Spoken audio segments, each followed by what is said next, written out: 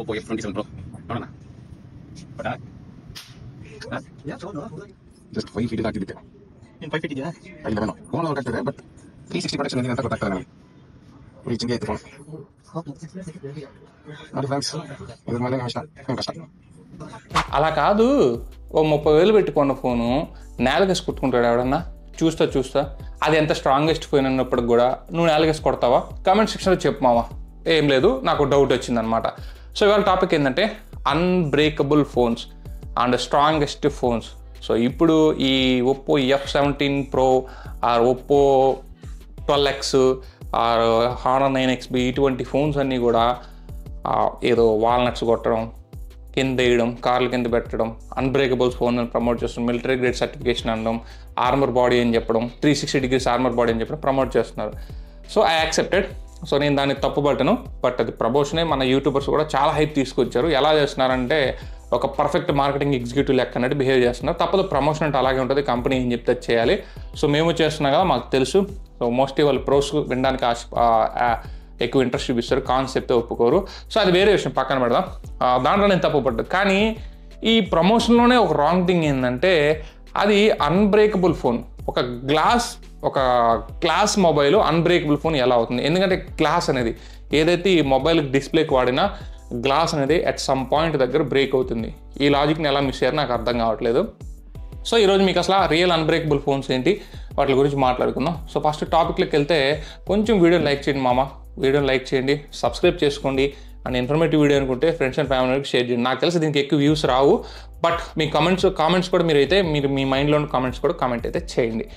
So Moto Z2 Force అని ఒక mobile అయితే 2017లో నేను కొన్నాను. అది true unbreakable phone. And unbreakable కూడా చెప్పడం తప్పు కాదు, అసలు అది రాంగ్ పాయింట్. అన్బ్రేకబుల్ డిస్ప్లే, ఆ డిస్ప్లే పగలదు అని చెప్పి ప్రమోట్ చేసి అమ్మారు. సో ఇక్కడ ఈ ఒప్పో F సిరీస్ కావచ్చు, 12X కావచ్చు, అలాగే 9XB వీళ్ళు కూడా ప్రమోట్ చేస్తుంది అది. కానీ అవన్నీ గ్లాస్ వచ్చే మొబైల్స్. ఈ మనకి మోటో Z2 Force వచ్చేసి పేపర్ డిస్ప్లే అంటారు. లోపలేమో డిస్ప్లే ఉంటుంది, దాని మీద ప్రొటెక్షన్ గ్లాస్ కాకుండా ఒక paper type thick layer paper అనమాట. సో అది గీతలు పడుతుంది, స్క్రాచెస్ పడుతుంది, టచ్ సెన్సిటివిటీ చాలా వరస్ట్గా ఉంటుంది. అందుకే ఆ ఫోన్ ఎవరు కొనకుండా పక్కన పెట్టారు.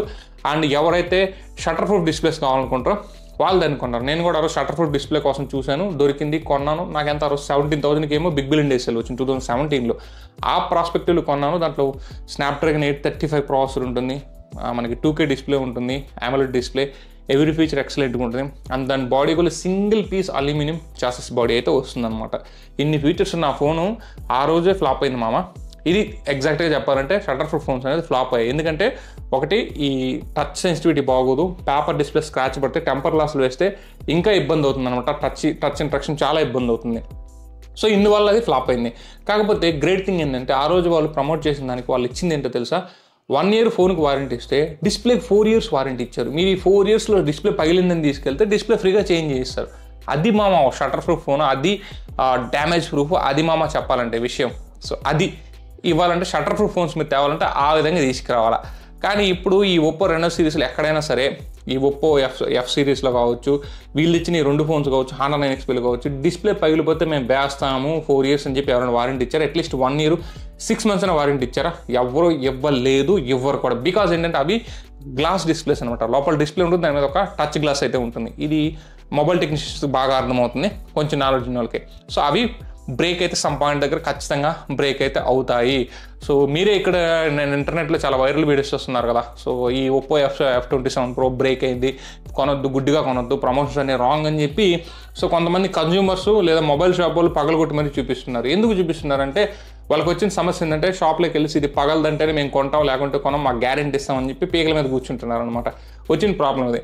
సో అది ప్రమోషన్ చేయడం తప్పు కాదు, కాకపోతే ఇది స్ట్రాంగెస్ట్ ఫోన్ అని ప్రమోట్ చేయడం ఓకే, కానీ ఇది most durable phone, strongest phone అని చెప్పుకోవాలి. కానీ అసలు పగలదు, కారు కింద పెడతాం, మిద్ది మీద నుంచి చేస్తామంటే అక్కడ డెమో పీసుల్ని కిందగా జార విడిచి తర్వాత రియల్ ఫోన్ చూపిస్తున్నారు. సో అది కరెక్ట్ కాదు. అది దానివల్ల ఏమవుతుందంటే కొన్నోళ్ళు ఆ తర్వాత డిస్ప్లే పెడితే చాలా హర్ట్ అవుతారనమాట. అంటే ఒక లేని పాయింట్ ఉందని చెప్పడం కరెక్ట్ కాదని నా ఫీలింగ్. అంతేగాని మీరు ప్రమోషన్స్ ఎవరైతే పెద్ద యూట్యూబర్స్, చిన్న యూట్యూబర్స్ అందరూ చేస్తున్నారో ఆ ప్రమోషన్స్ నేను తప్పుపట్టు. కాకపోతే అసలు లేని పాయింట్నే ఉందని చెప్పొద్దు.